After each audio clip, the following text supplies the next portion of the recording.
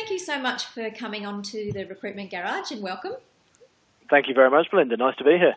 So just for our audience, just to introduce you, Chris. Chris is the founder and director of Prominence, and he is an expert in recruitment marketing. He's going to share his wisdom with us today. So to get started, Chris, would you mind just introducing yourself, why you started Prominence, and what you guys do? No problem at all. So my background's actually recruitment itself. I recruited for about 8 years in New Zealand and then over in the States. While I was in the States, I really started to see how much emphasis that recruitment agencies were putting on marketing, and realised that back here in New Zealand and Australia, this wasn't such a big deal. So when I came back, I spent a lot of time and energy trying to understand the actual nuances of the marketing industry itself and how they could be applied to the recruitment industry. There wasn't many people or companies I could look at who were doing it really well, because our sector is generally in its infancy when it comes to marketing. So we had to sort of start from the ground up and take ideas from other sectors that were working really well. So the business, we just help recruitment agencies, and we generally either help putting together strategies or actually outsourcing the full marketing gambit, anything from graphic design to content writing to video editing and all the bits and pieces that go in the middle there. But I guess the real key thing is, over the last 3 years that the business has been going, we've learned an awful lot, and we've made a lot of mistakes as well.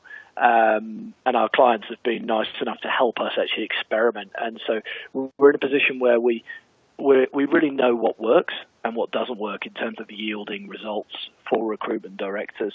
So, have a lot of information to share that would hopefully help other people fast track their journey. Great. And Chris, when it comes to recruitment marketing, and you're obviously out in the market speaking with a lot of recruitment agency owners, and your team are as well, what are the biggest challenges when it comes to marketing that are they saying that they're facing?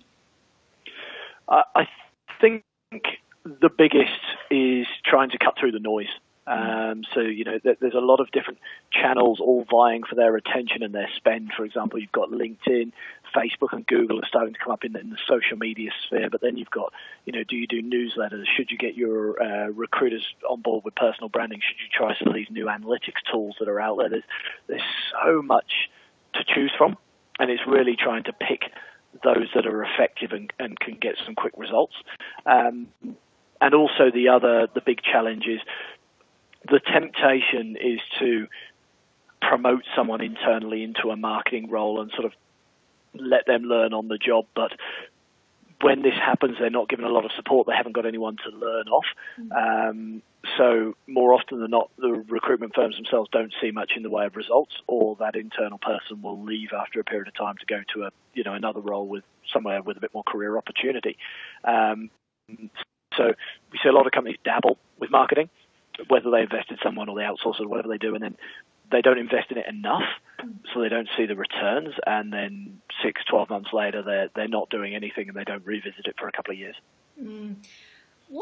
So in light of that, and it is very easy because as a recruitment owner you're getting hit left, right and centre all the time with everything, and I think we tend to go to the things that we know, and the things that we don't know, we kind of think, oh, well, we'll deal with that later. It's just taking up too much of my thought. So in terms of some, I guess, stripping it back to its bare bones and looking at, what would you say are some guiding principles when the recruitment agency owners have gone, right, we do need to think about this properly? What are the guiding principles that you would suggest that they follow? I think the most important thing is just not to bother with anything unless you've got a strategy behind what you're actually doing. And there are some exceptions. If you've got a recruitment director that's particularly, overt and happy to have a profile themselves, there's nothing wrong with having a personal brand and putting comments on social media and that sort of thing. That's a good thing to be doing. But generally, it's a bit like buying recruitment software.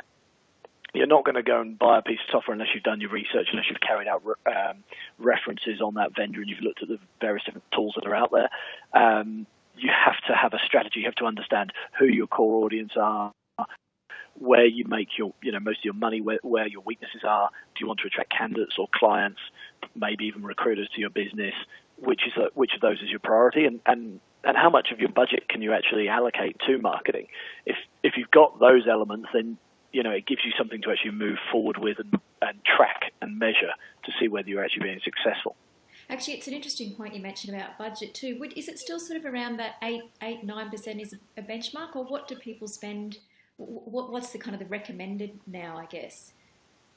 Yeah, really interesting. So we've actually just done some work with Rib Report to get some data on this, and based on the organisations there that are in their pool, the average is now about 5 or 6%.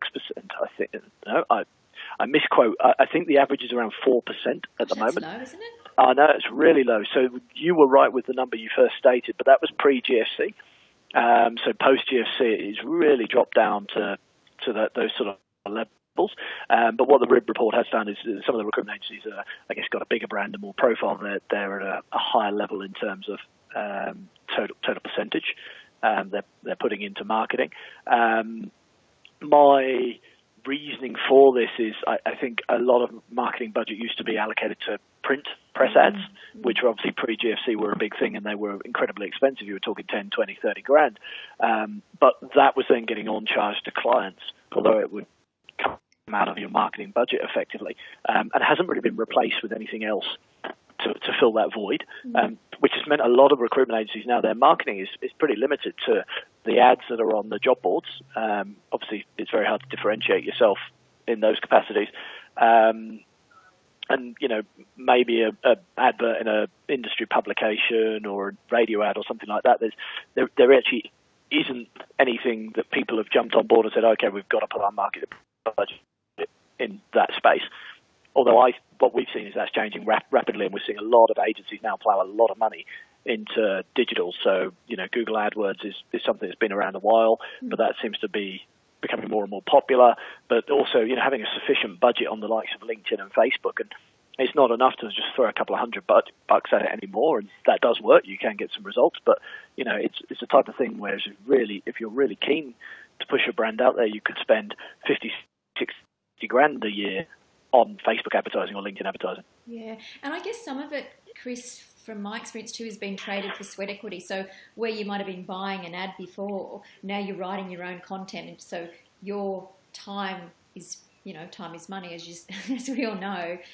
You're actually doing it to produce that result as well. So it wouldn't show up in the numbers, but it shows up obviously in the time that you're spending, and especially when you say there's so many things coming at you. And I'm the biggest I'm guilty when it comes to shiny new things come at you and think, I'll give that a try, and it's very easy to go down that rabbit hole of doing 10 things at once, and like you say, it's just a whole lot of tactical stuff that doesn't lead to any strategic outcome.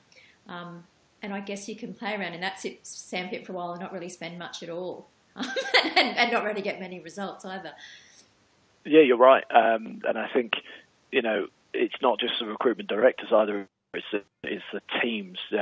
Social media is a prime example of just another distraction that stops people doing proper recruitment. So it's knowing what they should be doing and what they shouldn't be doing. Yeah. And also, if you've got 5 directors and 3 of your directors are writing a couple of blogs every week, those directors are, they're on big salaries.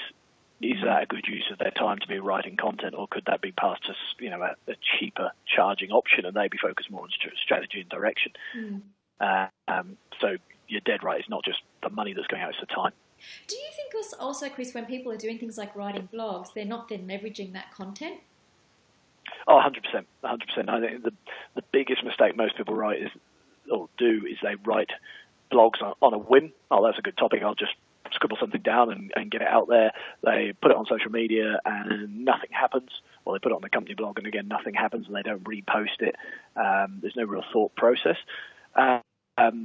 What I've experienced, and I've been experimenting with our brand a little bit, is that you can write the world's best blog, but if it's not relevant and topical, very few people will pick it up immediately. It might get you some wins long term from an SEO perspective, but as an example, I put something out that was an opinionated piece on LinkedIn, but it wasn't a blog, it was a short statement more than anything else.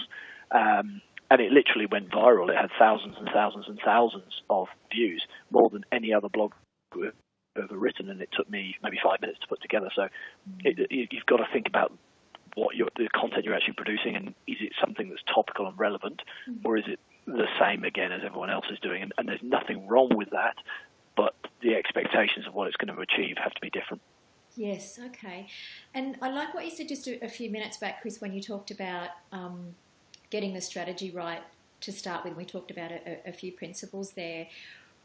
So if somebody's, and I sort of don't want to go over what we've already said, but if somebody's, they're in an agency, kind of that 1 to 15 size, they're thinking about the strategy, and they're thinking about they've got a certain budget, and they're perhaps thinking of outsourcing part of it, or bringing in a third party such as yourselves or other people that are out there. Would you recommend they're better off using an agency such as yourselves for the strategy and then going and doing the tactical parts themselves? Or what have you seen works best? It comes down to personal choice, to be honest with you. There's a bit of a perception out there that if you outsource something, you lose your brand tone. And, the culture is very hard to translate across. Our experience has been that isn't the case, as long as you're obviously partnering with the right organisation. To a similar extent, actually putting together a strategy, if you get a marketing agency in to deliver a strategy and they don't understand the recruitment sector or your industry, then the strategy can be completely wrong, because product marketing is very different from service marketing, and marketing a legal firm is very different from marketing a recruitment firm. So horses for courses, but generally the person implementing the strategy isn't the person putting together the strategy. It's two very different levels of individual that you're looking for. Thank you. And what are you seeing as some of the marketing strategies that are working, or whether that be tactical or kind of bigger picture stuff? What's working now? Definitely people are starting to embrace sort of lead gen. Mm-hmm. What's the word I'm searching for? Sort of content marketing, but in its truest form, where you produce something that's of value to a certain target audience, and then in order for them to get access to that piece of content, they have to give you some information which results in a lead, whether that's clients, whether that's candidates, and then using tools such as LinkedIn and Facebook, using their paid platforms behind it to actually push that content to the targeted audience is a really good way of getting hold of passive clients or candidates and pulling those leads through. The biggest challenge is obviously trying to produce something that's of value to people. Yeah.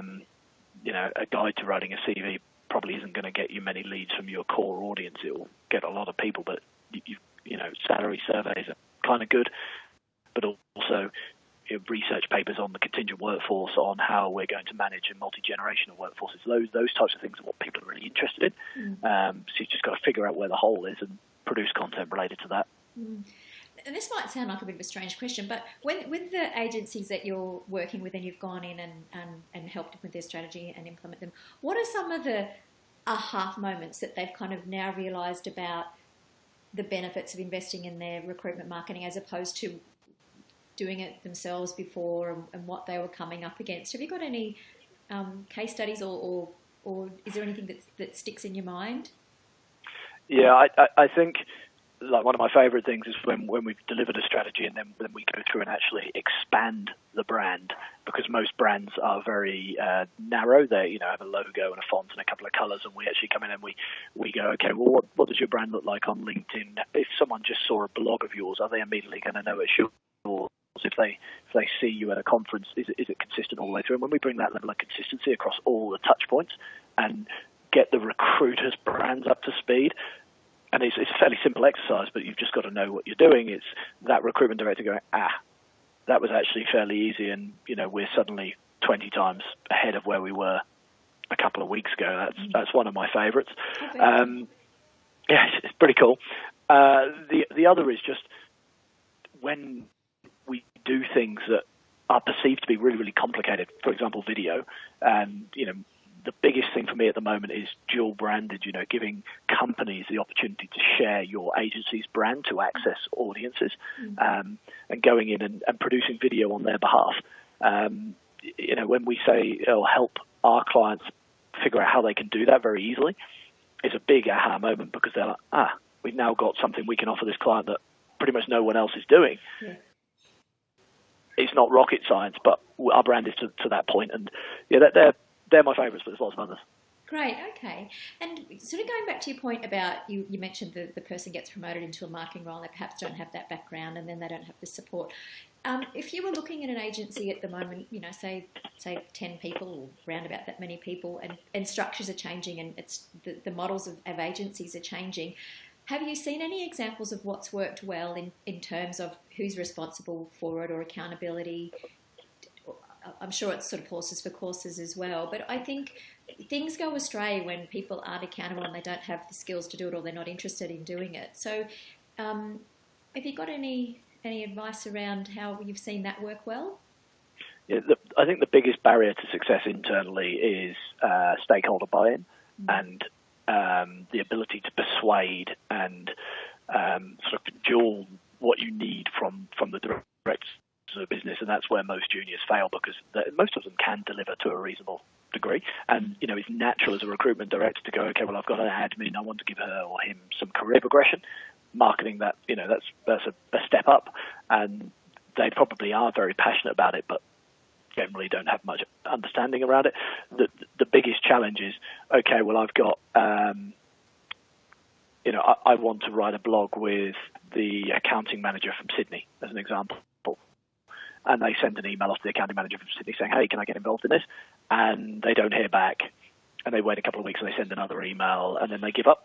You've got to have someone that can speak on the same level and, be prepared to get on the phone and say, hey, right, we're going to do this right now. Let's have a 5-minute conversation. I need this information so I can go away and write this content. Or, push back on the director of the business going, well, I know that's the cheapest option there, but it's not the best option. We actually need to invest our money here. It's being able to have the hard conversations and have the life experience and the credibility behind you to back those up. And, if I were in that role, I'd find that incredibly hard myself because as a junior, you just don't have that experience or that credibility to have those conversations.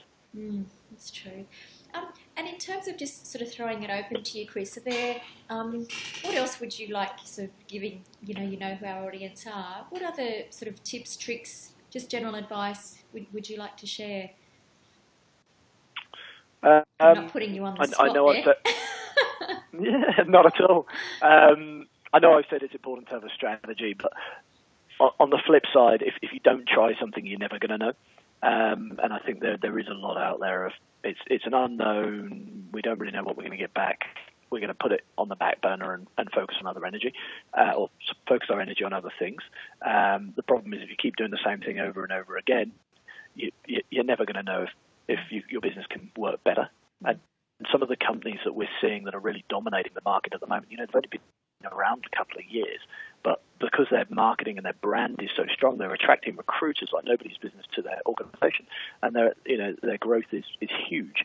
So we are starting to see some organisations that are doing really, really strong things out there. So I guess the biggest tip is if you can't get to a strategy, if you're not at that position, then potentially just try a couple of things. Focus on client acquisition, candidate acquisition, or acquiring recruiters, and do a couple of pieces of work that are geared towards that and see if it works. And if it doesn't, then try something else. But also make sure you've allocated a bit of budget to marketing that, it's not throwaway budget, but you're probably, if you're only dabbling, you're not going to be able to measure the results that are coming back. But allocate it to marketing, give it a few months, 6 to 12 months, and see if you notice your brand improving. That's not a bad way to go about it. If I were going to do one thing, it would be to work with your recruiters and give them or empower them to actually champion their brand, which in turn will champion your brand. I mean, you can't worry about your recruiters being headhunted. It's happening day in, day out anyway. You want to make your recruiters feel like they're part of your organisation and you're empowering them to do what they need to be doing. So simple things like providing them with a source of content so that if they do want to post something, it's there. Giving them some branded images they can use on social media so they can actually put good, consistent stuff online. Give them some training so they know what they should be doing and what they shouldn't be doing. And in an ideal world, actually build your marketing team so you can give them extra things to sell to their clients and enable them to make sales or make sales calls. That's really, really powerful, but that's probably a slightly bigger thing to tackle. It's interesting too what you say about getting consultants on board too, because I think a lot of the time, and correct me if I'm wrong here, Chris, but we think get candidates, get clients, but really in that marketing piece is, as you know, we all know how hard it is to get good consultants on board and to keep them. Is, you know, obviously your brand is the first port of call when you're attracting new people on as well. So I remember one of the Rec to Rec said to me, I was talking to him about what people do on their, you know, what are the habits they go through. He said, I guess it makes sense. So the first thing they do, Belinda, is jump on the website. So if the website looks scrappy and, you know, makes it look like a second-rate company, you won't even get a look in. And I think sometimes because we're so busy spinning our wheels in the day-to-day and getting new consultants on board, we're not even realising a few of the, not simple things, but basic things to get right to really have our brand be competitive in a very competitive space where you have got so many, you know, I'm not sure of the stats. I think it's something like 80 or 90% of recruitment companies are under 10 people. So that's a big market to compete with, isn't it? It's massive. It really is. And, you know, even if you are using Rec to Recs, I feel for Rec to Recs who are trying to sell companies that don't have a good image and a good brand, because they've got to do such a good job to get them through the door in the first place. Whereas if you can at least assist them a little bit with some positive branding, it helps. And the best way is they are going to look at your website, but they're going to be looking at your team and see who your people are and what your team are doing. And, you know, are your team enabled? Do they look like they're out there having fun? So just, you know, when you do have team days and that sort of stuff, taking the odd picture and putting it online just makes things a lot more real. It's not particularly hard to do. Brilliant. Okay. Thanks, Chris. Now, if any kind of parting words, I mean, that was a bit of a summary anyway, but is there anything else that you'd like to add? The only thing I would say is I think marketing has become less of an optional element for recruiters. Still, you can get away and you can survive if you've got no growth aspirations and you're, you know, a sole trader or a couple of directors. There's really no need to have marketing. You're going to be fine for the next few years without any major problems. But if you're a growth business or a business that, you know, has got aspirations and you don't look at your marketing now, you are going to be left behind. You're going to you're going to lose your best people and going to find it hard to attract new people. And we're seeing a lot of evidence of this as, you know, established players in the industry around that 10, 15 mark who've pretty much been decimated, lost all their staff, and, you know, it's cyclical anyway, but you can see not having marketing has really affected them, and the newer upstart companies are attracting people very quickly. I've noticed that too. It's interesting, isn't it? So, Chris, if people would like to get in contact with yourself or Prominence, what's the best way to do so? Best way is our website, so prominence.social. Nothing after that. We get asked that a lot. Or feel free to reach out to me directly, and you can find me on LinkedIn pretty easily. Yeah, lovely. All right. Well, look, thank you so much for your time, and I wish you very well. And maybe we'll have you back again one day. Lovely. I appreciate the opportunity. Things are changing pretty quickly, so you never know. All right, Chris. All the best, and thank you very much. Thank you.